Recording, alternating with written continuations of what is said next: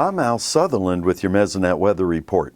We racked up the hot days as July ended, but Wednesday that streak had its own end. On Wednesday, July 29th at 5:30, cooler air was west and north of a line from Medford to Woodward.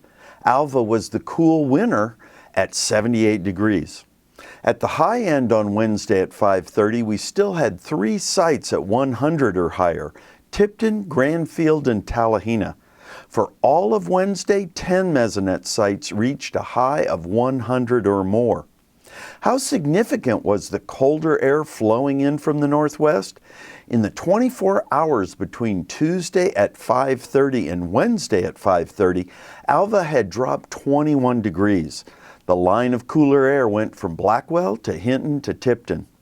So how are we stacking up on the count of days with highs of 100 or more? We've got 3 areas in the state with more hot days. In the Panhandle and Northwest, centered at Buffalo with 14 days. In the Southwest, Altus and Tipton have had 15 days. And then way off to the east, Tallahena and Worcester had 6 days at or above 100 degrees. Those hot days were stressing cattle.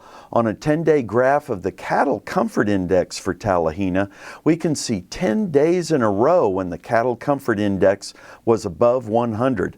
The tough part for the animals is that the nighttime Cattle Comfort Index stayed above 75.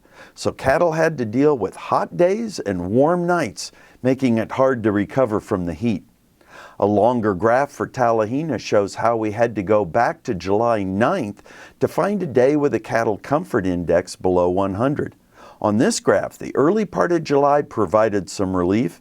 Towards the end of July, the Cattle Comfort Index at Tallahena just kept climbing. The good news Wednesday evening at 6:30 was that the cooler air coming into the state was rapidly dropping the Cattle Comfort Index from the many sites above 100 in the bright red areas into the 70s and 80s in the yellow areas. The low was 66 at the new Mesonet Elk City site. The high was 107 at Mangum, Eufaula, and Veneta. This summer's high humidity has added to plant disease pressure.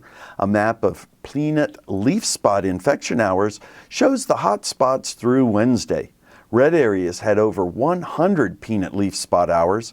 In the yellow areas, the accumulated hours came in close to 80. Peanut leaf spot disease control is recommended when 36 infection hours have accumulated. The 7-day change in soil moisture at 10 inches pointed out the winners and losers for rainfall. The green areas had soil moisture levels increase, while the dark gray burgundy areas lost significant moisture through Tuesday at the 10-inch depth. Thanks for joining us for this edition of the Mesonet Weather Report.